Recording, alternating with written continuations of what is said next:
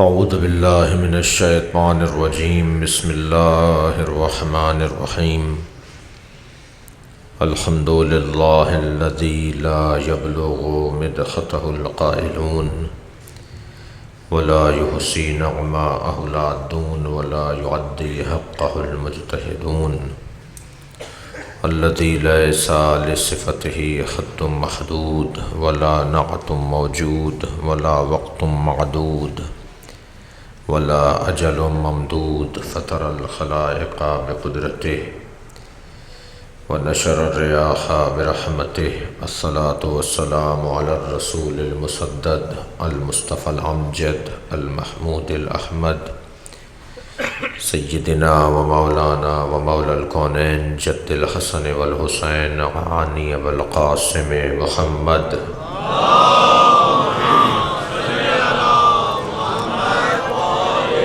وآلہ الطیبین الطاہرین المعصومین الذین قال اللہ انما یرید اللہ لیذہب عنکم الرجس اہل البیت ویطہرکم تطہیرا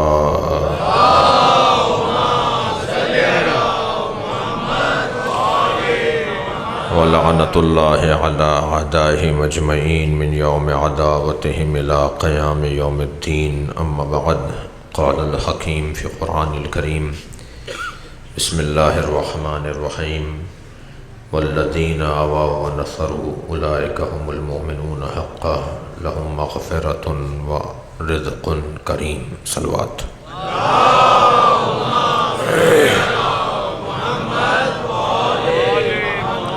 سورہ مبارکہ انفال کی 74ویں آیہ کریمہ پروردگار عالم ارشاد فرما رہا ہے وہ افراد جنہوں نے نبی کو پناہ دی اور نبی کی مدد کی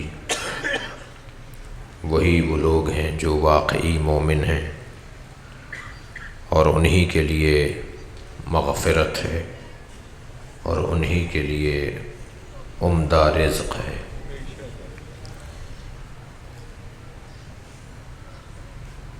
کچھ ذکر ایسے ہیں جو بڑوں کو اچھے لگتے ہیں۔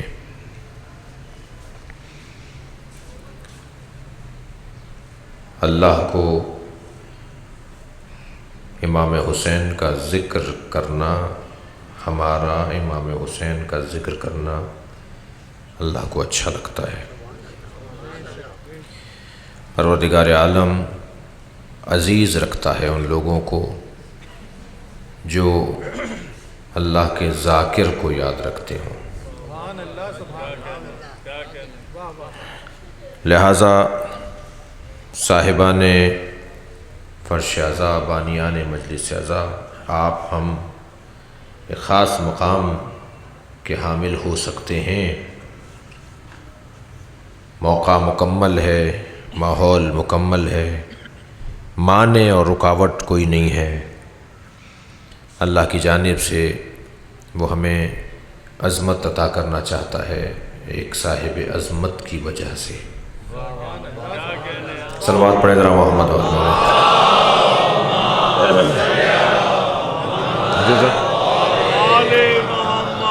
اللہ کو ہمارا امام حسین کا ذکر کرنا یہ اچھا لگتا ہے۔ اللہ کو علی کا ذکر اچھا لگتا ہے، لہٰذا اپنے حبیب سے کہلوا دیا کہ لوگوں سے کہہ دو زینوا مجالسکم بذکر علی ابن ابی طالب، اپنی مجلسوں کو علی کے ذکر سے زینت دو۔ پھیکی پھیکی روکھی روکھی مجلسیں ہیں جس میں علی کا ذکر نہیں ہے، مطلوب نہیں ہے، پسندیدہ مجلسیں نہیں ہیں۔ مجلس سے مراد ہر جگہ جہاں چند لوگ بیٹھ جائیں۔ صلوات پڑھیں ذرا محمد والا۔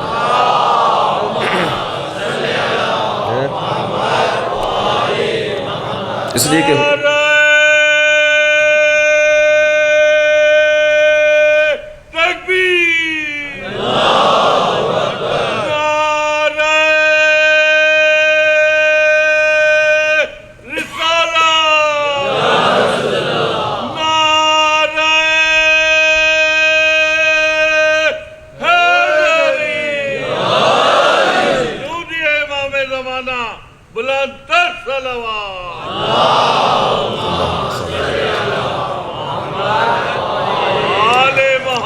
اللہ کو اچھا لگتا ہے، میں تمہید سے گزر رہا ہوں، اللہ کو اچھا لگتا ہے کہ مولا کائنات کا ذکر ہو، اور مطلق ذکر علی، شجاعت علی کا ذکر بھی ذکر علی ہے، عبادت علی کا ذکر بھی ذکر علی ہے، سخاوت علی کا ذکر بھی ذکر علی ہے۔ بس وہ ہر فضیلت، وہ ہر حسن، وہ ہر محاسن جو علی بن ابی طالب کے ساتھ جڑے ہوئے ہیں ان کو بیان کرنا یہ ذکر علی ہے۔ لہٰذا جہاں جہاں بھی یہ ذکر ہوتا ہے خاص روحانیت طاری ہوتی ہے، خاص روحانیت طاری ہوتی ہے، مجلسوں میں رونق ہوتی ہے، نشستوں میں رونق ہوتی ہے۔ ایک عرصے سے ہمارے بھائیوں کی مجلسوں میں مولا علی کا ذکر ڈھونڈنے سے ملتا تھا، لیکن میں اس پہ نہیں جا رہا کہ وہ کیوں انہوں نے اب مولا علی کا ذکر شروع کیا ہے، اس لیے کہ علی شیعوں کے میراث نہیں ہے۔ ہر صاحب فکر اور ہر بیدار ضمیر اور ہر اچھے ذہن کا انسان علی سے وابستہ ہو سکتا ہے۔ کچھ عرصے سے ہمارے بھائیوں کی محفل میں بھی مولا کائنات کا ذکر بڑھ رہا ہے۔ بڑے معروف جو خطیب ہیں، واعظ ہیں، بڑے معروف جو پڑھنے والے اور خطاب کرنے والے ہیں ہمارے بھائیوں کے ہاں، وہ مولا علی کا ذکر کر رہے ہیں۔ اور آج کل تو ویسے بھی سوشل میڈیا کا دور ہے اور انٹرنیٹ کا دور ہے، اور یہ جو ہے وہ دنیا بہت ہی مختصر ہو گئی ہے، اس کونے کی خبر اس کونے میں فوراً پہنچ جاتی ہے، تو بہت زیادہ محسوس کیا جا رہا ہے خاص طور پر اس سوشل میڈیا کے ذریعے سے کہ مولا کا ذکر کہاں کہاں ہو رہا ہے اور کس انداز سے ہو رہا ہے اور کون کون کر رہا ہے۔ ابھی پچھلے دنوں ماہ مبارک رمضان میں ایک نجی ٹی وی چینل کے اوپر ہمارا ملاقات ہوئی ایک وہاں کے میزبان سے، ہم نے ان سے کہا کہ آپ مفتی صاحب کو ہمارا سلام کہیں جا کر، اور کہیں کہ مجھے وہ بہت اچھے لگتے ہیں۔ انہوں نے پوچھا کہ جی، مفتی صاحب نے جواب سلام کہا ہے اور پوچھا ہے کہ آپ انہیں کیسے جانتے ہیں؟ تو میں نے کہا جی، ہم شیعوں کی ایک کمزوری ہے، جو مولا علی کا ذکر کرتا ہے ہمیں اچھا لگتا ہے۔ صلوات پڑھ ذرا۔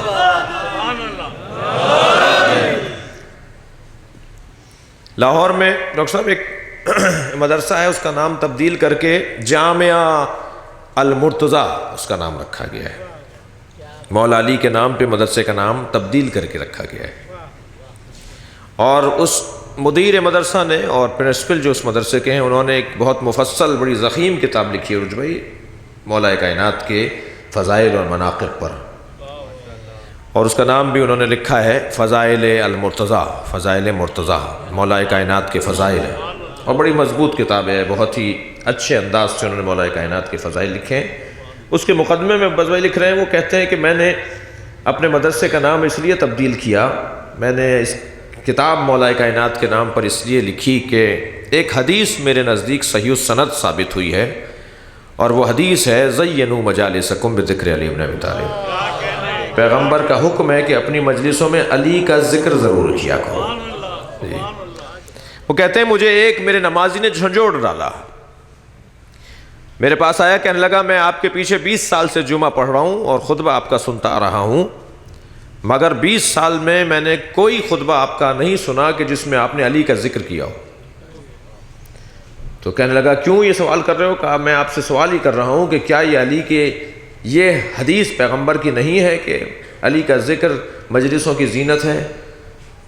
کہنے لگا اس نے مجھے جھنجھوڑ ڈالا، میں مجبور ہو گیا اس حدیث پہ غور کروں، اس کی تحقیق کروں، اور میں اس نتیجے پر پہنچا کہ ہاں یہ پیغمبر کی صحیح و سند حدیث ہے کہ مجلس ہوتی ہی نہیں ہے، نشست ہوتی ہی نہیں ہے جب تک کہ مولا علی کا ذکر نہ ہو۔ اور اس کے بعد سے انہوں نے اپنے مدرسے کا نام بھی تبدیل کیا اور اپنے طرف سے کتاب بھی مولا کے فضائل میں لکھی، اور اس حدیث پر انہوں نے کئی صفحوں میں بحث کی ہے کہ پیغمبر کی حدیث ہے کہ علی کا ذکر مجلسوں کی زینت ہے۔ اور میں کہہ چکا ہوں کہ مجلس سے مراد ایک خاص مجلس نہیں جو اس وقت منعقد ہو رہی ہے، بلکہ ہر نشست، ہر چند لوگوں کا بیٹھ جانا، اور کتنا اچھا ہو جائے کہ ہماری ہر مجلس علی کے نام پر ہو۔ اگر ہماری ہر نشست میں مولا کائنات کا ذکر ہو رہا ہو تو یقین جانیے پھر وہ غیبت کی مجلس نہیں ہوگی۔ صلوات پڑھیں ذرا محمد و آل محمد پر۔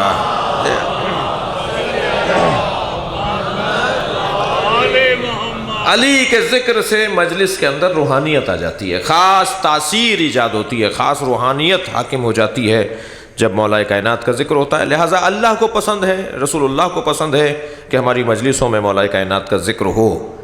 کچھ ذکر ایسے ہیں جو ہمارے بڑوں کو پسند ہیں۔ میری تمید یہاں کسی حد تک مکمل ہونا چاہیے، میں یہاں ذل مقدمہ شروع کروں۔ عزیزان گرامی، اللہ رسول کو پسند ہے کہ حسین کا ذکر ہو، اللہ اور رسول کو پسند ہے، توجہ چاہوں گا، کہ مولا علی کا ذکر ہو، اللہ رسول کو پسند ہے کہ ابو طالب کا ذکر ہو۔ اللہ اور رسول چاہتا یہ ہے کہ کسی طرح سے حضرت ابو طالب کا ذکر ہماری محفلوں میں ہو۔ پسندیدہ ذکروں میں سے ایک ذکر ہے جناب ابو طالب کا ذکر۔ عزیزان گرامی، جملہ آپ کی سماعتوں کے حوالے کر رہا ہوں۔ میں ان مجالس کی تیاری کے حوالے سے کچھ غور کر رہا تھا حضرت ابو طالب کی زندگی پر۔ میں مطالعہ کرتے کرتے اس نتیجے پہ پہنچا ہوں کہ اگر حضرت ابو طالب کی زندگی پر غور کر کے کوئی ایک جملے میں بات کی جائے، ہوتا ہے نا نشستوں میں صاحب ایک جملے میں بات کیجئے، ایک جملے میں اگر حضرت ابو طالب پر کوئی گفتگو ہو تو ایک جملے میں بات یہ ہوگی کہ ابو طالب کو اگر تلاش کرنا ہے تو نبیوں کی صف میں تلاش کرنا ہوگا۔ حضرت ابو طالب کا نام، حضرت ابو طالب کا وجود انبیاء کرام کی صف میں ہے۔ مجھے پتہ ہے میں کیا کہہ رہا ہوں۔ میرے 10ویں امام کی حدیث ہے، امام علی رقی علیہ السلام ارشاد فرماتے ہیں،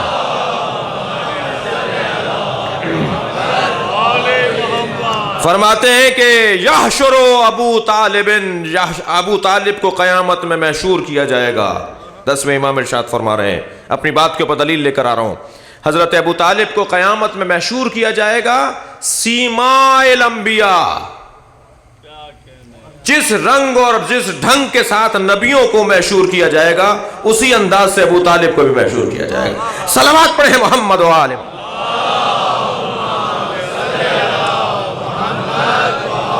زی الملوک۔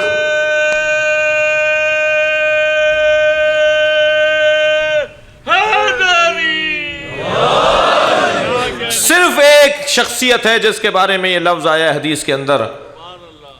دیکھیے یہاں پر اگر کوئی شخص آ جائے جس کے 4 آدمی آگے چل رہے ہوں، 5 پیچھے چل رہے ہوں، صاحب ان کے لیے کوئی چیز اٹھائے ہوئے ہوں اور ان کو بیٹھنے کی انتظام کر رہے ہوں اور ان کو گاڑی تک پہنچا رہے ہوں اور گاڑی سے لے کر آ رہے ہوں، ہمارے یہاں ماحول کے اندر ایسے افراد کو کہتے ہیں جی کوئی سردار ہے، کوئی بڑا ہے، مثال کے طور پر محشر میں یہ سرداری نہیں چلے گی۔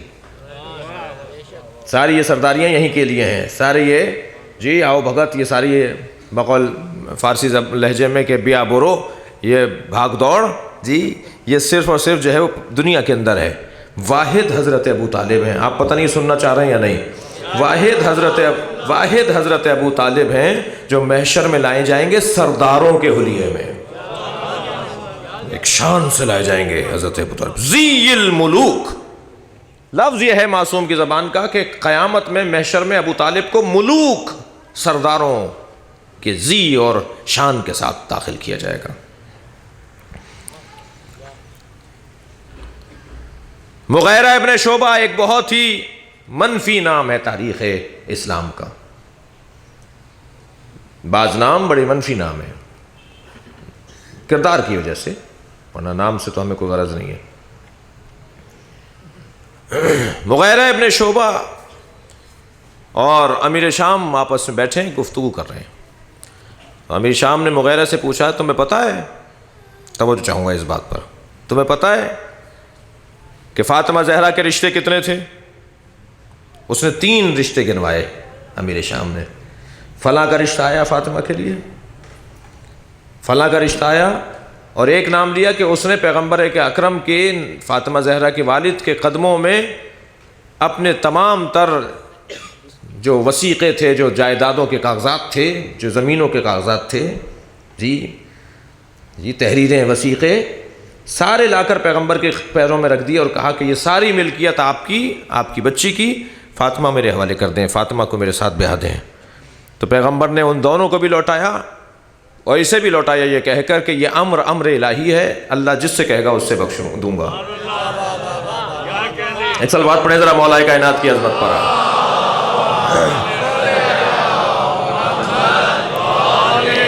اب امیر شام کہتا ہے تمہیں پتہ ہے کہ پیغمبر اکرم نے اتنے بڑے بڑے ملوک اور سرداروں کے حوالے فاطمہ نے کی اور ان کے ساتھ شادی نہیں کی اور علی بن ابی طالب کے حوالے کر دی، جن کے پاس زرہ بیچ کے تو مہر کی رقم بنی، زرہ بیچ کے تو ولیمے کے پیسے بنے، جی کچھ بیچیں گے تو ولیمہ کریں گے، علی بن ابی طالب کے حوالے فاطمہ زہرا کر دی۔ پتہ ہے کیوں کی ہے؟ اب جملہ سنیں، ایک مخالف کا جملہ ہے، دونوں مخالف آپس میں بیٹھے بات کر رہے ہیں، تاریخ نے اس جملے کو لکھا ہے، کہتا ہے کہ تمہیں معلوم ہے پیغمبر اکرم نے، جملہ بڑا اچھا ہے، پیغمبر اکرم نے کیوں فاطمہ زہرا علی کے حوالے کی؟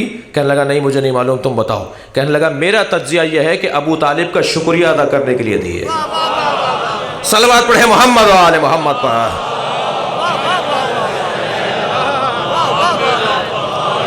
بلند تر صلوات عطیہ کریں۔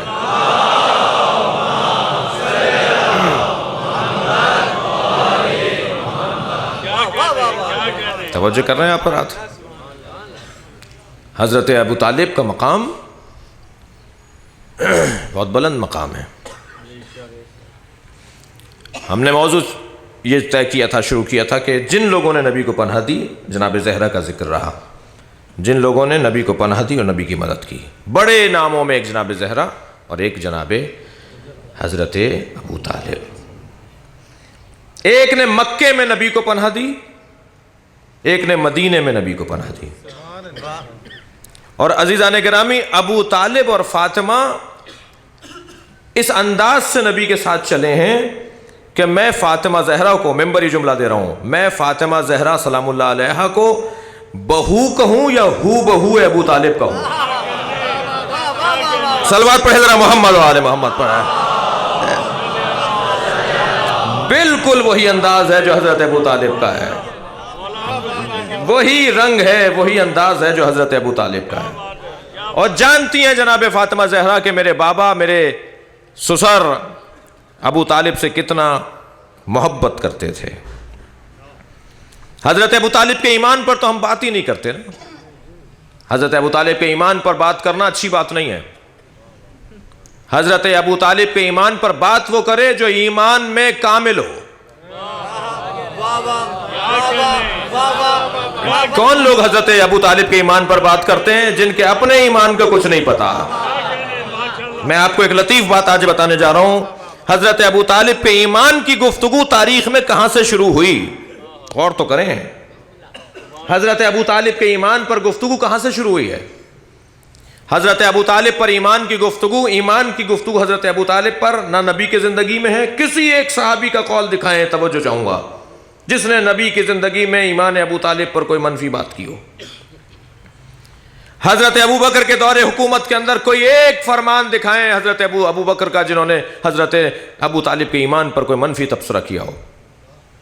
ہاں ملا ہے قول حضرت ابو بکر کا جو انہوں نے حضرت ابو طالب کے لیے کچھ کہا ہے، تو کیا کہا ہے سن لیجئے۔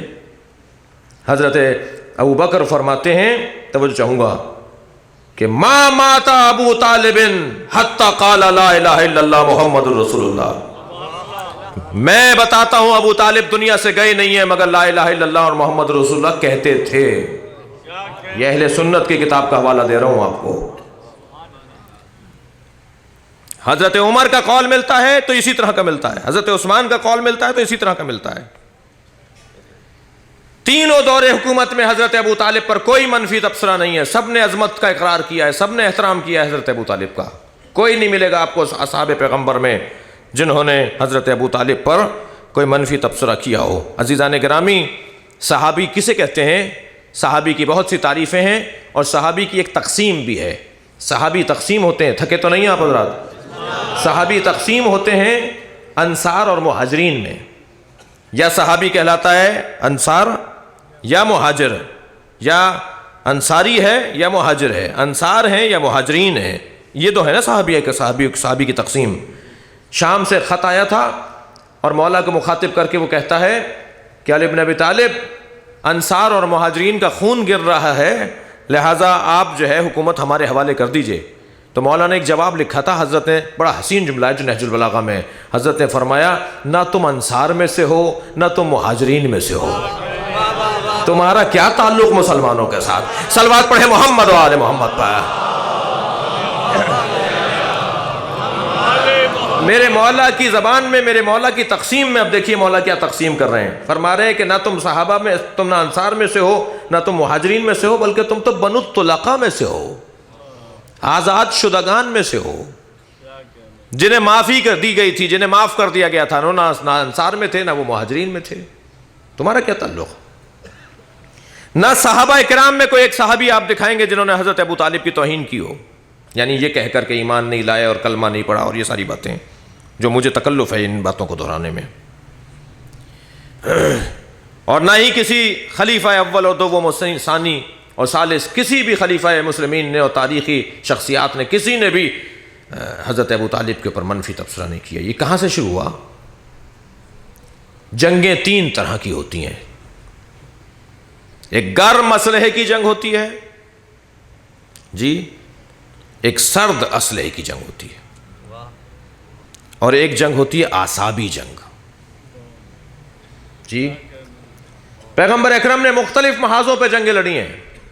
پیغمبر اکرم نے مکہ المکرمہ میں محاذ تبدیل کیا، مدینے میں آئے، آپ نے جنگیں گرم اسلحے کی جنگیں لڑیں. لیکن ایک جنگ بہت ہی پیغمبر اکرم نے اس کا سامنا کیا جو تاریخ کا ایک منفرد باب ہے، اور وہ جنگ ہے سرد جنگ.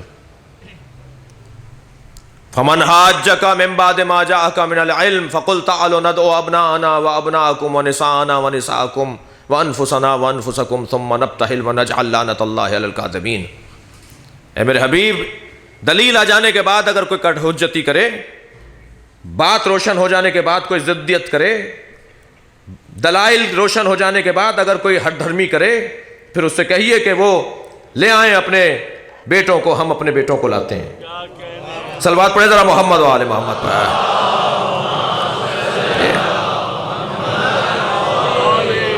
وہ اپنی عورتوں کو لے آئیں، ہم اپنی عورتوں کو لاتے ہیں، وہ اپنی عورتوں کو لے آئیں. ہم اپنے نفسوں کو لاتے ہیں، وہ اپنے نفسوں کو لے آئیں. ثم نبتہل، اور پھر ہم مباہلہ کریں گے. وَنَجْعَلْ لَعْنَةَ اللَّهِ عَلَى الْكَاذِبِينَ، اور پھر اللہ کی لعنت جھوٹوں پر بھیجیں گے.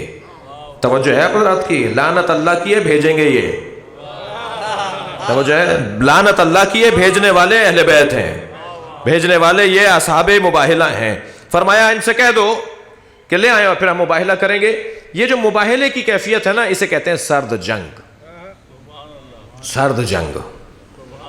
اسلحہ کوئی نہیں لے کر آیا، بچوں کو لے کر آئے ہیں، حسنین کو لے کر آئے ہیں، جناب زہرا کو لے کر آئے ہیں، وہاں سے بھی کوئی اسلحہ لے کر نہیں آیا. سرد جنگ ہے، کردار کی جنگ ہے. سچوں اور جھوٹوں کا فرق ہے، کردار کا معاملہ ہے. اور کردار بھی اللہ کے حوالے کر رہے ہیں کہ اللہ جو سچا ہے انہیں حق عطا کر دے کہ وہ جھوٹوں پہ لعنت کریں. آپ نے دیکھا کہ جب انہوں نے دیکھا چہرے ایسے آئے ہیں، تھک کر نہیں سنیں گے، جب انہوں نے دیکھا کہ چہرے ایسے آئے ہیں تو ایک مرتبہ کہنے لگے اگر یہ پہاڑ کو حکم دیں کہ اپنی جگہ سے ہٹ جا تو یہ ہٹ جائے گا. تھے مسیحی مگر اہل بیت کو اپنے جیسا نہیں سمجھتے تھے. صلوات پڑھے محمد و آل محمد.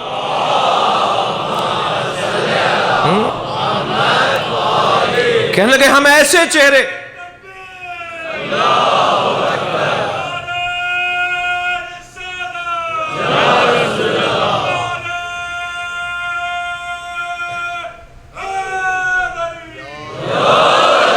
اگر یہ پہاڑ کو حکم دیں تو پہاڑ اپنی جگہ سے ہٹ جائے، ہم مباہلہ نہیں کریں گے. جزیہ دے کر یہ مسیحی علیحدہ ہو گئے نا. میرے معصوم امام سے سوال ہوا مولا انہوں نے تو مباہلہ نہیں کیا لیکن طے یہ پا گیا جو اہل بیت کے مقابل آئے گا اس پہ لعنت ہوگی.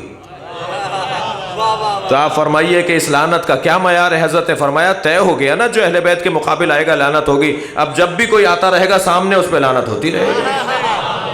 سلسلہ مباہلے کا سلسلہ جاری ہے. یہ ہے سرد جنگ جسے لعنت کہتے ہیں. صلوات پڑھیں ذرا محمد و آل محمد.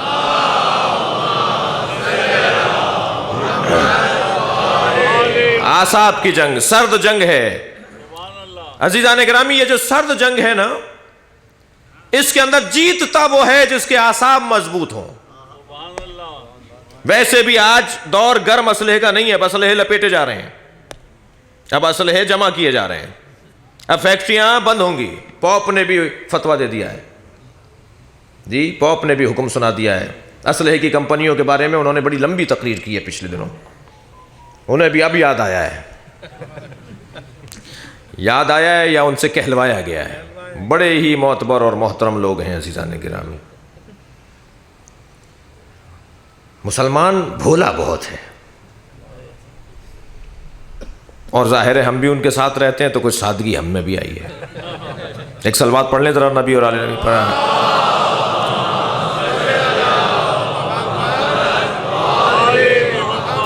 جی مقدسات کو ڈھال بنایا جاتا ہے، مقدسات کو ڈھال بنایا جاتا ہے. مسلمان کی آپ نے بھولا پن دیکھا تھا جنگ صفین کے اندر جب قرآن نیزوں پہ اٹھائے گئے؟ کتنا بھولا تھا، کہنے لگا وہاں قرآن ہے. مولا کہہ رہے ہیں میں مجسم قرآن ہوں، تم مجھ سے لڑ رہے ہو. میں بولتا ہوا قرآن ہوں، میں ناطق قرآن ہوں. وہ صامت ہے، وہ کھالوں پر اتارا گیا قرآن ہے. تم اس سے نہیں لڑنا چاہ رہے اور مجھ سے لڑنا چاہ رہے ہو. وہ قرآن ڈھال بنایا گیا ہے. عزیزان گرامی، سادگی کا فائدہ اٹھایا جاتا ہے مقدسات کے استعمال کے ذریعے.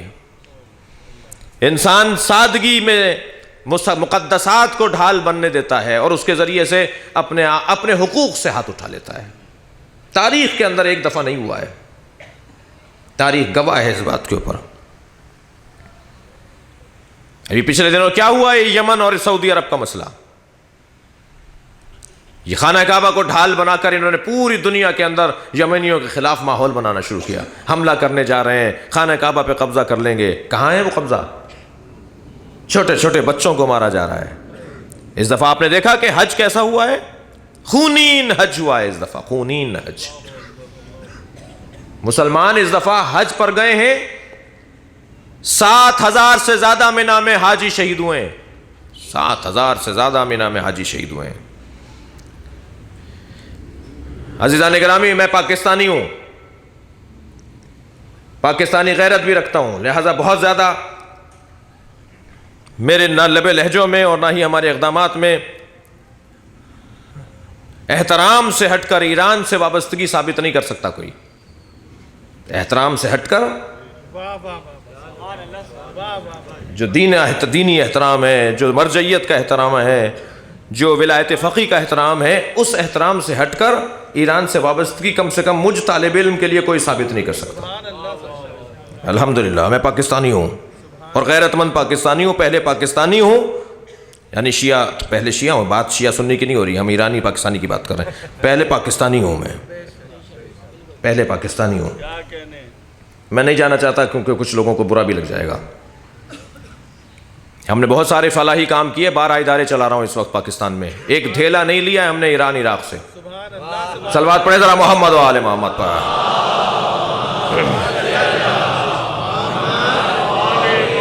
اس سے بلند صلوات دیا کریں نبی.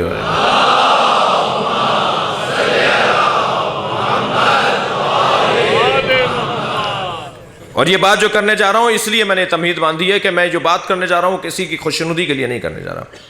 لیکن سلام ہو ایران کی حکومت پر، ایک جنازہ اپنا وہاں نہیں رہنے دیا ہے. اور جس انداز سے اپنے حاجیوں کا انہوں نے احترام کیا ہے اور شہید حاجیوں کے جنازوں کا استقبال کیا ہے، تاریخ کے اندر منفرد احترام ہے. وہ قومیں ایسے وقار پاتی ہیں، قومیں ایسے ترقی کرتی ہیں جب ان کے حکمران غیرت مند ہوں تو قومیں بھی غیرت مند ہوتی ہیں. اور ہمارے حکمرانوں کا آپ کو پتہ ہے کیا حال ہے؟ ان میں اتنی جرت نہیں ہوئی کہ ان سے پوچھ سکیں کہ ہمارے شہید کتنے ہیں. کل ایک بیان دیا ہے لے دے کر کے صاحب بہت سارے جنازے تو ہم سے پوچھے بغیر دفنا دیے. تم ہو کون جو تم سے پوچھیں؟ فقیروں سے دینے والے کوئی بات پوچھتے ہیں؟ تم نے اپنے مزاج میں فقر و ناداری کو ثابت کیا ہے. تم مانگنے والے لوگ ہو. تم نے ان غیرت مند پاکستانیوں کی عزت کو بھی داؤ پہ لگا دیا. کوئی احترام نہیں ہے آپ کا ہمارا ان حکمرانوں کی وجہ سے. کوئی عزت نہیں ہے سماج میں عالمی سطح پر پاکستانیوں کی ان حکمرانوں کی وجہ سے. ایک جاتا ہے تو دل کرتا ہے بہت اچھا ہوا، دوسرا کوئی آ گیا. دوسرا آتا ہے تو دل کرتا ہے کوئی اور آ جائے. اور جو آنے کی خواہشیں کر رہے ہیں ان کے بھی حال ابھی سے پتہ ہے ہمیں. ایک سے بڑھ کر ایک برائیوں میں، مسائل میں، مشکلات میں مبتلا حکمران. عزیزان گرامی ذرا محسوس کریں، خونین حج تھا اس دفعہ. وہ جو کرین گرنے کا واقعہ ہوا وہ بھی نااہلی. بعد میں آپ کی کورٹ حکم سنا رہی ہے کہ آئندہ حج کے ایام میں تعمیراتی کام نہیں ہوں گے. اس کا مطلب ہے کہ تعمیراتی کام نہیں ہونے تھے. ملٹی نیشنل کمپنیوں کے حوالے مکہ کر دیا ہے, مسیحیوں اور غیر مسلموں کے حوالے مدینہ کر دیا ہے. بڑا بڑا بورڈ تو لگا دیتے ہو کہ یہاں غیر مسلموں کا داخلہ ممنوع ہے, مگر یہ جو بڑی بڑی بلڈنگوں میں جو لفٹس چل رہی ہیں ان کی کمپنیاں غیر مسلموں کی کمپنیاں ہیں. ایک پوری دنیا ہے. میں اس کے اوپر آپ سے وقت نہیں ہے, ضرورت بھی نہیں ہے زیادہ تفصیل میں جانے کی. صرف اتنی عرض کر رہا ہوں عزیزان گرامی, خونین حج تھا اس دفعہ. میں اس کو اس اور زاویے سے دیکھ رہا ہوں. انہوں نے جو منا میں, انہوں نے جو یمن میں چھوٹے چھوٹے بچوں کے اوپر, عورتوں کے اوپر, اسکولوں کے اوپر, ہسپتالوں پر, شادی کی تقریبات پر جو حملے کیے ہیں, آپ کی معلومات میں ہے. میں بچوں اور جوانوں سے بات کر رہا ہوں, صاحبان دقت کو تو معلوم ہے. دوسری جنگ عظیم میں ڈاکٹر صاحب جتنے بم, دوسری جنگ عظیم میں بم کی بات کر رہا ہوں میں, بم جتنے ہوائی فضائی بم جو ہیں دوسری جنگ عظیم میں نہیں گرے اتنے یمن میں گر چکے. دوسری جنگ عظیم میں اتنے بم نہیں گرے تھے جتنے اب تک ریکارڈ پر آ گئے ہیں یمن میں گرنے والے بم. کیوں کر رہے ہیں ایسا؟ یہ وہ تو بیچارے ویسے ہی غریب و مسکین ہیں. آپ دیکھ رہے ہیں تصویریں, ویڈیوز دیکھ رہے ہیں, ان کے پاس کوئی تو نہیں ہے صلاحیت اتنی کوئی ان سے مقابلہ کر سکیں. کیوں؟ جملہ سنیں گے, مفہوم سنیں گے, میرا پیغام لیں گے. یہ در حقیقت انہیں پتہ ہے کہ یمن سے امام مہدی کا سب سے بڑا لشکر نکلے گا. یہ اپنی دانست میں یمن کو صفحہ ہستی سے مٹانا چاہتے ہیں تاکہ ان کی طرف آنے والا لشکر نہ آئے. مگر انہیں کیا پتا کہ اللہ کے ارادے کیسے ہوتے ہیں. وہ اگر ارادہ کر لے گا تو ایک رات میں ہی وہ لشکر تیار ہو جائے گا. صلوات پڑھیں محمد و آل محمد.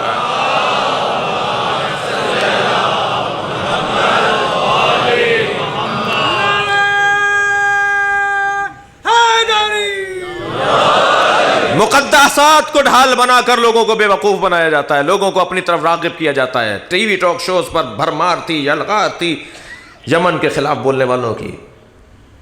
یہ مکے پہ حملہ کرنے جا رہے ہیں. انہوں نے اعلان کیا ہے حوثیوں نے کہ یہ مکے کو قبضے میں لے لیں گے. ایک جگہ پر ہمارے جانے کا اتفاق ہوا, ایک جنرل صاحب بھی وہاں پر موجود تھے. وہ کہنے لگے پاکستان کو طے کرنا ہوگا, وہ ایران کا ساتھ دے, وہ یا سعودی عرب کا ساتھ دے. دو راہے پہ پاکستان کھڑا ہے. کون سا دو راہ ہے بھائی؟ میں نے کہا جی ہاں سعودی عرب نے پاکستان کی بڑی خدمت کی ہے. کہنے لگے سعودی عرب ہمارا محسن ہے, ہماری بڑی خدمت کی ہے. میں نے کہا جی سعودی عرب نے بڑی خدمت کی ہے, یہاں دہشت گردی پھیلائی ہے, یہاں وہابیت پھیلائی ہے, یہاں شدت پسندی پھیلائی ہے, یہاں مسلمانوں کو کافر کہلوایا ہے. بہت خدمت کی ہے سعودی عرب نے پاکستان کے اندر. اس وقت اسرائیل اور سعودی عرب کا معاہدہ ہو چکا ہے شام میں بقول ان کے باغیوں کے خلاف لڑائی میں. اسرائیل, آپ دیکھ لیجئے نا, آپ جائیے, کیا کچھ اور سمجھانے کی اب باقی رہ گئی یہ بات کہ یہ یہودی ہیں یا سعودی ہیں؟ صلوات پڑھیں ذرا محمد و آل محمد پر.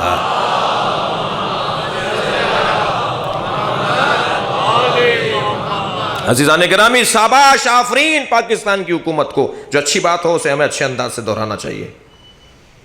یمن فوج بھیجنے کے حوالے سے جو اسمبلی کے اندر قرارداد پاس ہوئی اور یمن فوج نہ بھیجنے کا طے پایا, یہ پاکستان کے سیاستدانوں نے سمجھداری کا ثبوت دیا ہے.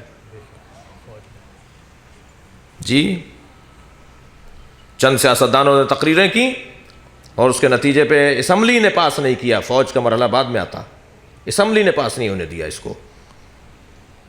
اور پاکستان کی فوج بھی الحمدللہ نااہل سیاسی رہنماؤں کے وجود کی وجہ سے پاکستان کے تحفظ میں اچھا کردار ادا کر رہی ہے. صلوات پڑھیں ذرا محمد و آل محمد پر.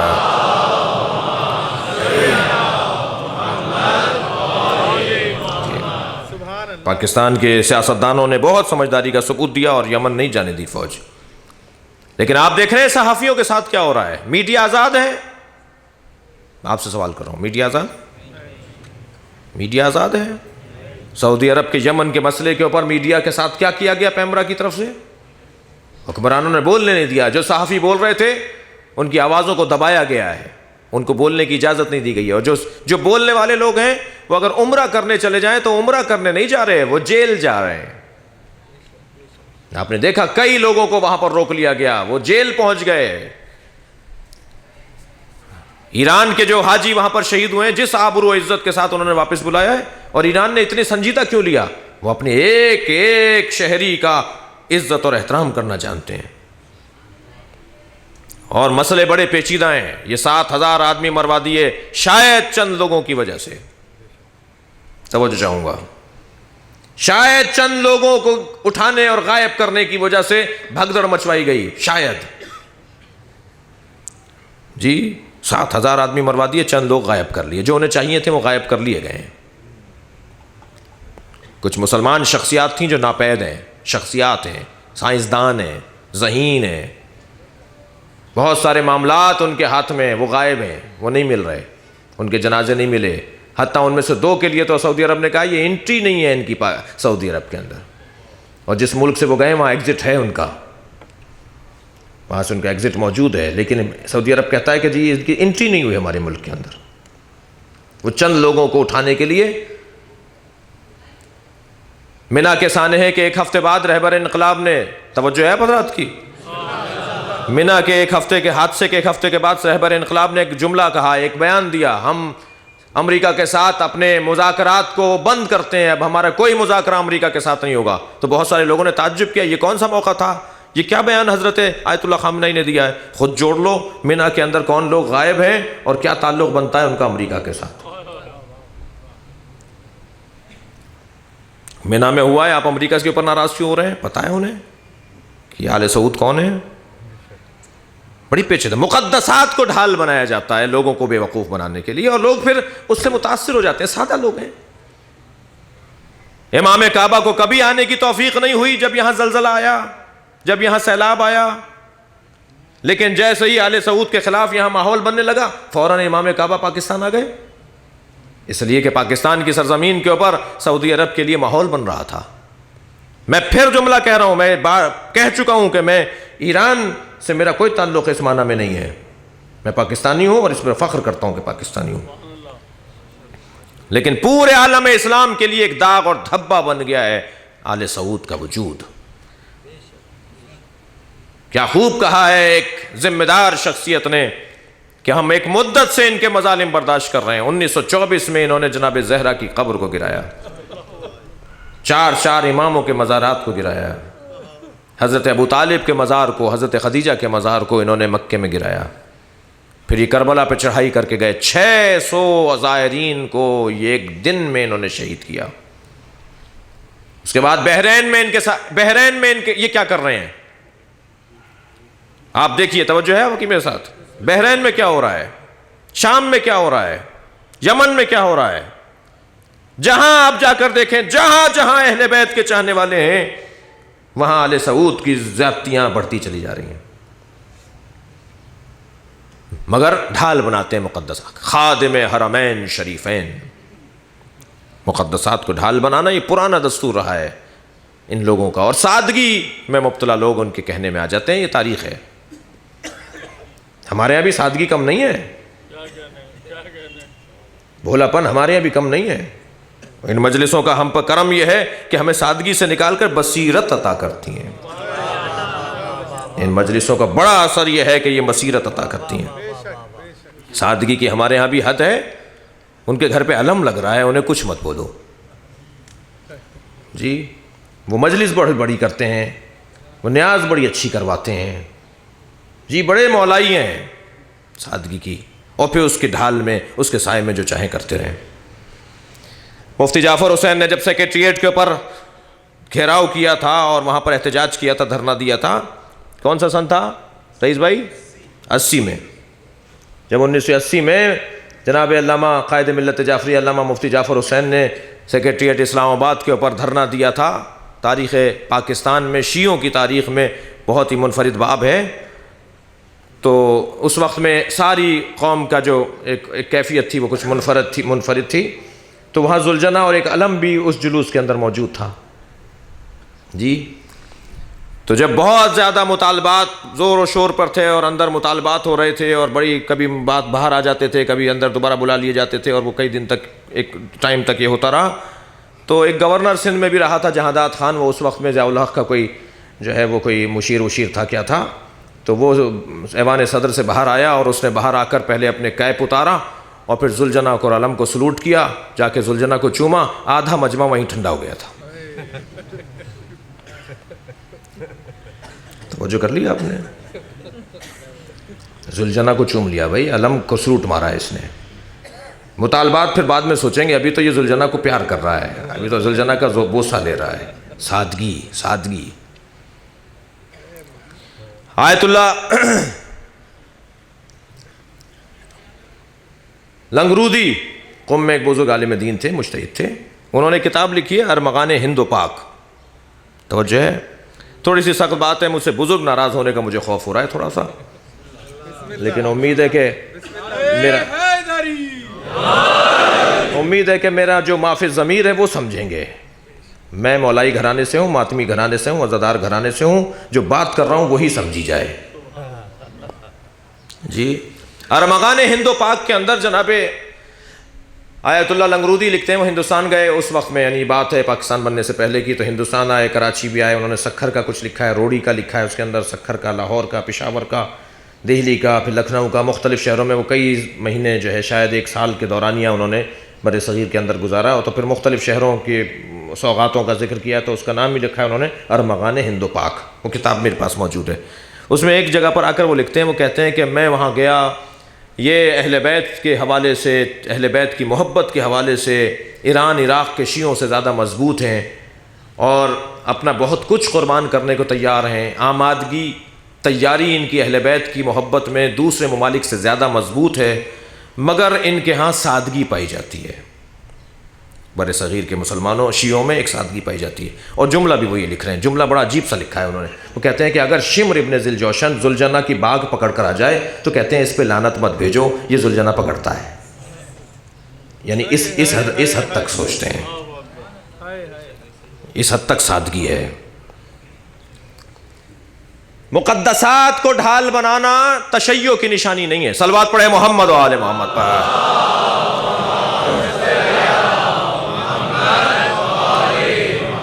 عزیزان گرامی، محسوس کریں اس بات کو، پروردگار عالم کو اچھا لگتا ہے کہ کوئی علی کا ذکر کرے، اللہ کو اچھا لگتا ہے کوئی حسین کا ذکر کرے، اور نبی کو اچھا لگتا ہے کوئی ابو طالب کا ذکر کرے۔ اللہ اکبر، ایک فضیلت کا باب آپ کے سامنے روشن کر رہا ہوں، اس کے بعد منزل لے رہا ہوں۔ حضرت ابو طالب کا ذکر نبی مکرم کو اچھا لگتا ہے، نبی مکرم کو اچھا لگتا ہے۔ سرکار کی رحلت ہو رہی ہے، پرواز کرنے کو ہے روح، حضرت کی روح مبارک پرواز کرنے کو ہے، سر مقدس پیغمبر اکرم آغوش جناب زہرا میں ہے، اور کیفیت یہ ہے کہ بی بی آواز دے رہی ہیں اور پیغمبر اس کا جواب نہیں دے رہے۔ کیوں؟ اس لیے کہ آپ کی کیفیت احتضار کی کیفیت ہے، روح پرواز کرنے کو ہے۔ اس وقت میں جناب فاطمہ زہرا نے حضرت ابو طالب کے قصیدہ لامیہ سے کچھ اشعار پڑھنا شروع کیے۔ توجہ ہے، ہم اپنے مردے کو کیا کہتے ہیں؟ تلقین سناتے ہیں۔ ہمارا مردہ، ہمارا عزیز اگر مر رہا ہو، اس کی رحلت ہو رہی ہو، تو حکم یہ ہے سے تلقین سناؤ۔ ایمان ابو طالب پر بات کرتے ہو، نبی مکرم کی رحلت کے موقع پہ ابو طالب کے اشعار پڑھے جاتے ہیں تو ابو طالب کو شفا مل جاتی ہے۔ روایت کہتی ہے اٹھ کے بیٹھ گئے پیغمبر، آپ کو شفا مل گئی۔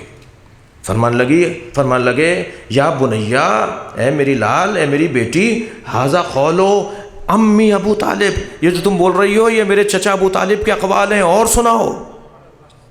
حضرت ابو طالب کے اقوال سن کے پیغمبر کو شفا مل رہی ہے۔ تاریخ ہے، میں پڑھ رہا ہوں، پڑھ کر پڑھ رہا ہوں آپ کے سامنے۔ صلوات پڑھے ذرا محمد و آل محمد۔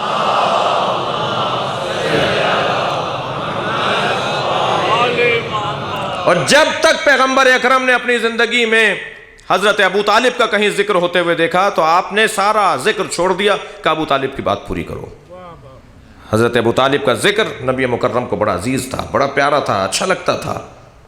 شعراء کرام تشریف فرما ہے عزیزان گرامی، نبی مکرم نے کبھی شعر نہیں پڑھا، توجہ چاہوں گا، نبی مکرم نے کبھی شعر نہیں پڑھا، نبی کے اشعار بھی نہیں ہیں۔ چند اشعار جو پیغمبر کی طرف منسوب ہیں وہ اشعار پیغمبر کے نہیں ہیں۔ اس وقت موجود حسان جیسے شاعروں نے پیغمبر کے خطبے کو منظوم کیا ہے کہ پیغمبر نے آج یہ فرمایا، شعر کی صورت میں ڈھال دیا۔ وہ حسان کے اشعار ہیں، پیغمبر کے نہیں ہیں۔ دیوان مولا کائنات، اشعار پیغمبر اکرم، اشعار امام حسن، اشعار امام رضا، ان تمام اشعار کی ایک تاریخ ہے، مفصل بحث ہے ادبیات کے اندر ائمہ اور شعر. اگر مقالہ لکھا جائے ائمہ اور اشعار تو اس میں ائمہ سے منسوب اشعار، ائمہ سے منسوب دیوانوں کے اوپر ایک مفصل تحقیق ہے جو صاحبان تحقیق نے تحقیق انجام دی ہے. تمام اشعار جو ائمہ سے منسوب ہیں ان کے اوپر قیل و قال ہے. توجہ چاہوں گا، علمی بات کر رہا ہوں. قیل و قال ہے ان کے اوپر. بعض کا کہنا یہ ائمہ کے نہیں ہیں، ائمہ کے اقوال تھے، انہیں نظم کیا گیا، انہی کے سامنے نظم کیا گیا، انہیں نظم بھی اچھی لگی، مسکرا دیے، فرمایا اچھا شعر کہا ہے، لیکن شعر ائمہ کا نہیں تھا. ایک صلوات پڑھ لیں نبی اور آل نبی پر ذرا.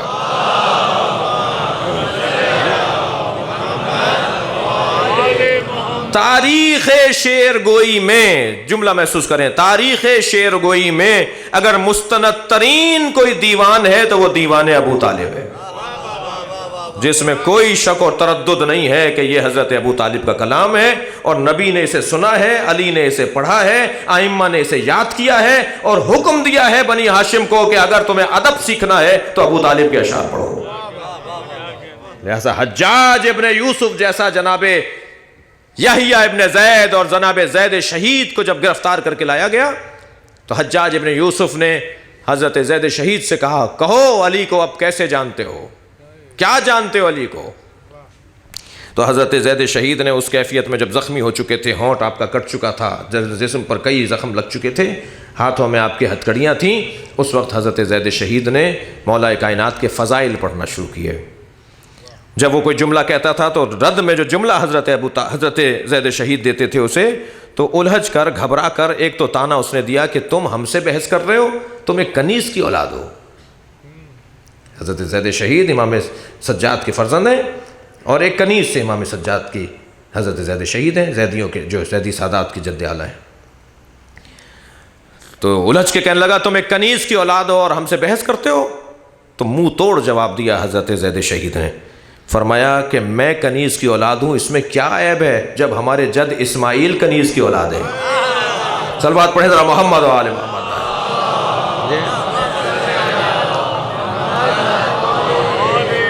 حضرت حاجرہ ایک اور صلوات پڑھیں ذرا نبی اور آل نبی پر. جب یہ مکالمہ بڑھا تو اس نے الجھ کر کہا، اتنا بتاؤ تم اتنے ادیب کیسے ہوتے ہو، تمہارے پاس اتنے نپے تلے جملے کہاں سے آتے ہیں؟ میں نے جس بنی ہاشم کو دیکھا ہے، یہ حجاج کا جملہ ہے، میں نے جس بنی ہاشم کو دیکھا ہے وہ فصیح اور بلیغ ہوتا ہے، کلام اس کا بہت اچھا ہوتا ہے، جملے اس کے پاس بہت اچھے ہوتے ہیں. تو بے ساختہ جناب زید شہید نے فرمایا، ہم اہل بیت کا پرانا دستور ہے کہ ہمیں دیوان ابو طالب یاد کروایا جاتا ہے اور خطبہ فاطمہ زہرا یاد کروایا جاتا ہے، اور جب ہم دیوان ابو طالب کو یاد کر لیتے ہیں تو ہمارے ہاں فصاحت و بلاغت آ جاتی ہے. صلوات پڑھ لیں نبی اور آل نبی پر.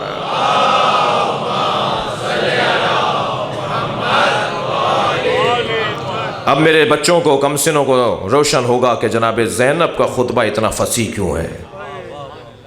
یہ دربار شام میں، دربار کوفہ میں جو جناب زینب فصیح و بلیغ خطبہ دے رہی ہیں، یہ ابو طالب کی شاگرد ہے زینب. جناب زہرا نے سکھایا ہے جناب زینب کو خطبہ دینا. بس عزیزو، آج کی مجلس کا بیان یہاں منزل پائے گا. بڑا جگر ہے جناب زینب کا، بڑا حوصلہ ہے. شریکت الحسین قرار پانا یہ معمولی مقام نہیں ہے. پروردگار عالم نے اس بی بی کو بڑی عظمت عطا کی ہے. 3 سال کا سن ہے. پیغمبر اکرم نے آ کر دروازے پہ سلام کیا، السلام علیکم یا اہل بیت النبوہ ومعدن الرسالہ. دروازہ کھول کر جناب زینب نے نانا کو سلام کیا. 3 سال کی ہیں جناب زینب. نبی مکرم جیسا حسین سے پیار کرتے ہیں، کچھ کم امام نبی مکرم جناب زینب سے پیار نہیں کرتے. آگے بڑھ کے اپنی نواسی کے ماتھے کا بوسہ لیا، فرمایا زینب کچھ کہنا چاہتی ہو اپنے نانا سے؟ فرمایا نانا، میں نے خواب دیکھا ہے، یہ جو رات گزری ہے اس رات میں خواب دیکھا ہے، مجھے اس کی تعبیر بتا دیجیے. میری ماں زہرا کہہ رہی ہیں اپنے نانا سے پوچھو. کہا بیٹا کیا خواب دیکھا ہے؟ کہ نانا میں نے خواب دیکھا ہے میں بیابان میں تنہا ہوں، اور نانا ایک تیز آندھی چلنا شروع ہوئی، اور آندھی اتنی تیز ہوتی چلی گئی کہ میرے پیر زمین سے اکھڑ رہے تھے۔ تو میں نے دور ایک درخت کو دیکھا، نانا میں اس درخت سے جا کر سہارا لیتی ہوں۔ کچھ دیر میں ایک ایسا جھونکا آیا کہ درخت زمین سے اکھڑ گیا۔ پھر میں نے ایک فاصلے پہ درخت دیکھا، میں نے اس درخت کا سہارا لیا، نانا کچھ دیر بعد وہ درخت بھی اکھڑ گیا۔ پھر میں نے ایک تیسرا درخت دیکھا، میں نے اس کا سہارا لیا، نانا کچھ دیر کے بعد تیز آندھی سے وہ درخت بھی زمین سے اکھڑ گیا۔ نانا اگر خواب یہاں مکمل ہو گیا ہوتا تو میں آپ کو زحمت نہ دیتی۔ نانا اب دور دور تک کوئی درخت نہیں تھا، نانا دور دور تک کوئی درخت نہیں تھا، اور میرے سر سے چادر اتر گئی۔ نبی مکرم نے ایک مرتبہ رونا شروع کیا، زینب تمہارے 3 سہارے ہیں، تمہارا بابا علی تمہارا سہارا ہے، تمہارا بھائی حسن تمہارا سہارا ہے، تمہارا بھائی حسین تمہارا سہارا ہے، اور ایک بیابان ہوگا جہاں تمہارے سر سے چادر اترے گی۔ بچپنے سے اس واقعے کو ذہن میں بٹھائے ہوئے ہیں۔ کعبۃ الزرایا بی بی، مصیبتوں کا کعبہ بی بی، لقب ہے جناب زینب کا، مصیبتوں کا کعبہ۔ جس کے گرد مصیبتیں چکر کاٹیں وہ ہے زینب کبریٰ، جس کے گرد مصیبتوں کا چکر لگے وہ ہے زینب کبریٰ۔ کم سن ہے نانا کا جنازہ دیکھا، کچھ کم سنی میں اضافہ کیا ہوا کہ 75 دن اور 95 دن کے بعد ماں کا جنازہ دیکھا۔ جنازہ بھی ماں کا کیسے دیکھا، کس حالت میں ماں کو شہید ہوتے ہوئے دیکھا۔ فاطمہ زہرا عصا ہاتھ میں لے کے چل رہی ہیں، دربار مدینہ سے لوٹی ہیں تو فاطمہ بوڑھی ہو گئی ہیں، اور جناب زینب کو لپٹا لپٹا کے روتی رہی ہیں۔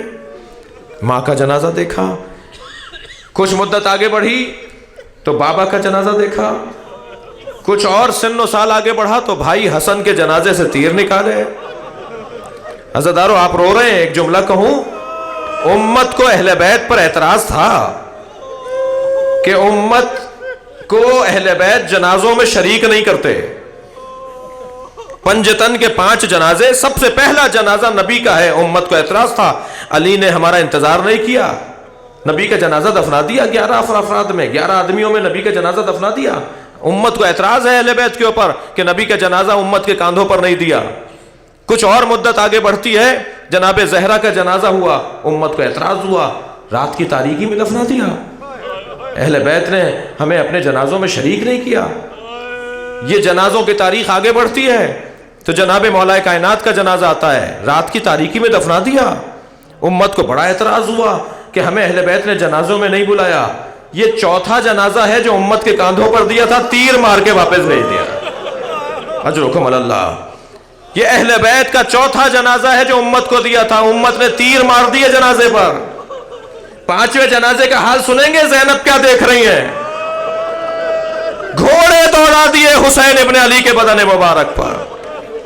یہ پنجتن کے جنازوں کا حال ہے۔ اجرکم اللہ، تھک کے نہیں روئے عزادارو، اپنی آوازوں کو آزاد چھوڑیں، اور زینب کبریٰ ان سارے جنازوں کا حال دیکھ رہی ہیں۔ نبی کا جنازہ جناب زینب نے دیکھا ہے، مولا جناب زہرا کا جنازہ مولا علی کا، امام حسن کا، اور بھائی کا جنازہ تو ایسے دیکھا کہ زینب سے بھائی کا لاشا پہچانا نہیں گیا۔ اجرکم اللہ، جب پہنچی ہے نا امام حسین کے لاشے پر تو بہت دیر تک کبھی پائیں تھی کبھی سرہنے آتی رہیں۔ امام سجاد نے پوچھا پھوپھی اماں کیا دیکھ رہی ہیں؟ فرمانے لگی میں اس لاشے سے پوچھنا چاہتی ہوں کیا یہی میرا بھائی حسین ہے؟ اجرکم اللہ، اجرکم اللہ، اجرکم اللہ۔ ایسے ہی حق ہے گریہ کرنے کا، جب مجلس میں آوازیں بلند ہوتی ہیں امام جعفر صادق دعا دیتے ہیں، آواز دے کر کہنے لگا انت اخی زینب، کیا تم ہی زینب کے بھائی حسین ہو؟ اور اس کے بعد جناب امام سجاد سے فرمانے لگی زین العابدین میں سالم جگہ ڈھونڈ رہی ہوں جہاں بوسہ لے سکوں۔ عزاداروں مگر جناب زینب کبریٰ کو حسین کے بدن پر کہیں سالم جگہ دکھائی نہ دی تو کٹی ہوئی رگوں پر لب رکھ دیے، بوسہ لیا اور مدینے کا رخ کر کے کہا نانام فرشتے آپ پہ سلام پڑھتے ہیں اور یہ آپ کا حسین ہے۔ اجرکم اللہ۔ عزادارو آپ نے گریہ کر لیا، مجلس ہو گئی، لیکن کچھ دیر کے لیے زینب کی ایک قربانی کو تو یاد کیجئے۔ زینب کبریٰ نے اپنی دونوں کمائیاں حسین کے حوالے کر دیں۔ ایک کا نام اون ہے، ایک کا نام محمد ہے۔ حضرت عبداللہ نے فرمایا تھا زینب ایک میری جانب سے قربان کرنا اور ایک اپنی جانب سے قربان کر دینا۔ جناب زینب تیار کر رہی ہیں، رات بھر سمجھاتی رہیں، اے اون و محمد کل کہیں ایسا نہ ہو کہ علی اکبر چلے جائیں اور تم زندہ رہ جاؤ، اے اون و محمد کل ایسا نہ ہو جائے کہ قاسم چلے جائیں اور تم زندہ رہ جاؤ۔ سب سے پہلے جب بنی ہاشم کی قربانی کا مرحلہ آئے، بنی ابو طالب کی قربانی کا مرحلہ آئے، تو سب سے پہلے تم اپنی قربانی دینا۔ اے اون و محمد دیکھو تم جعفر طیار کے پوتے ہو اور حیدر کرار کے نواسے ہو۔ میر انیس نے اپنے مرثیے میں 2 مصرے لکھے ہیں، کہہ رہی ہیں اپنے بچوں سے سمجھا رہی ہیں، تم کیوں کہو کہ شیر خدا کے ولی کے ہیں، فوجیں پکار اٹھیں کہ نواسے علی کے ہیں۔ جب میدان کربلا میں پہنچو تو فوج بولے کہ علی کے نواسے آئے ہیں۔ اب جب صبح عاشور نمودار ہوئی اور شہادتوں کا سلسلہ شروع ہوا تو یہ دونوں شہزادے ماموں کے قریب آ کے کھڑے ہو گئے۔ ماموں ہمیں مرنے کی اجازت دے دیجئے، ہمیں قربانی کی اجازت دے دیجئے۔ امام نے فرمایا اون محمد واپس چلے جاؤ۔ کچھ دیر بعد پھر پلٹ کر آئے، پھر امام نے لوٹا دیا، لیکن جب تیسری مرتبہ آئے ہیں تو زینب ہاتھ پکڑ کے لائی ہیں۔ بھائی مجھے بس ایک سوال کا جواب دے دیجئے، کل قیامت میں اگر میری ماں نے مجھ سے پوچھ لیا زینب میرا بچہ مارا جا رہا تھا، تم نے حسین کے بچانے کے لیے کیا کیا؟ اے بھیا حسین میری جانب سے اس اون محمد کی قربانی قبول کر۔ اجرکم اللہ۔ جناب امام حسین نے دونوں شہزادوں کی قربانی کو قبول کیا۔ حضرت عباس کو بلا کر کہا ان بچوں کو تیار کرو، میدان کربلا روانہ کرو۔ حضرت عباس نے دونوں شہزادوں کو آمادہ کیا، گھوڑوں پر بٹھایا، آمادہ وغا کر کے بھیج دیا میدان کربلا کی طرف۔ عزادارو ابھی یہ شہزادے جنگ کے لڑ رہے تھے، جنگ کر رہے تھے کہ ایک مرتبہ جناب فضہ دوڑی ہوئی آئیں، کہا عباس تمہیں آقا زادی زینب بلا رہی ہیں۔ اور جناب زینب خیمے کی ڈیہری پر کھڑی ہیں، جناب زینب در خیمہ پر کھڑی ہیں۔ آ کر کہا اے شہزادی آپ نے مجھے یاد کیا؟ کہا عباس جلدی کرو، میدان کربلا چلی جاؤ، اس لیے میں نے سنا ہے کہ یہ دونوں ترائی کی طرف چلے گئے ہیں، کہیں ایسا نہ ہو یہ پیاس کی شدت کی وجہ سے نہر کے قریب جا کر پانی پی لیں، انہیں کوئی یاد دلائے سکینہ پیاسی ہے۔ اجرکم اللہ۔ پہنچے ہیں جناب عباس، آواز دی، ایک رستے سے ہوتے ہوئے آواز دے کر کہا اے اون محمد یاد رہے کہ تمہیں نہر کے قریب نہیں جانا ہے، تمہاری ماں کو احساس ہو رہا ہے کہیں تم پانی نہ پی لو۔ کہا ماموں جا کے اماں کو احساس دلائیے، یقین دلائیے کہ ہم پیاسے ہی رہیں گے، اس لیے کہ ہمارے ماموں پیاسے ہیں، ہمارے مولا پیاسے ہیں۔ اللہ رے آداب و تہذیب جو کربلا نے ہمیں عطا کی ہے۔ دونوں شہزادے عزاداروں جنگ کرتے کرتے زخم جب بڑھنا شروع ہو گئے تو ایک مرحلہ اتنا آیا کہ پہلے محمد زمین پر گرے اور اون نے بھائی کا دفاع کرنا شروع کیا، اور پھر ایک ایسا مرحلہ آیا کہ محمد بھی زمین پر گر گئے اور دونوں نے آواز دی، اون نے آواز دی ہماری مدد کی جائے۔ جناب عباس علیہ السلام وہاں سے چلے، جناب علی اکبر وہاں سے چلے، دونوں شہزادے حضرت علی اکبر اور حضرت عباس دونوں شہزادوں کے لاشوں پر بیٹھے۔ ابھی اون میں دم ہے، ابھی اون میں سانس باقی ہے، دونوں شہزادوں پر حضرت عباس اور حضرت علی اکبر پہنچ چکے ہیں، ابھی اٹھانا چاہتے ہیں کہ پشت سے آواز آئی عباس ہٹو۔ اب جو جناب عباس نے مڑ کر دیکھا حسین کھڑے ہیں، کہا عباس یہ لاشیں میں اٹھاؤں گا۔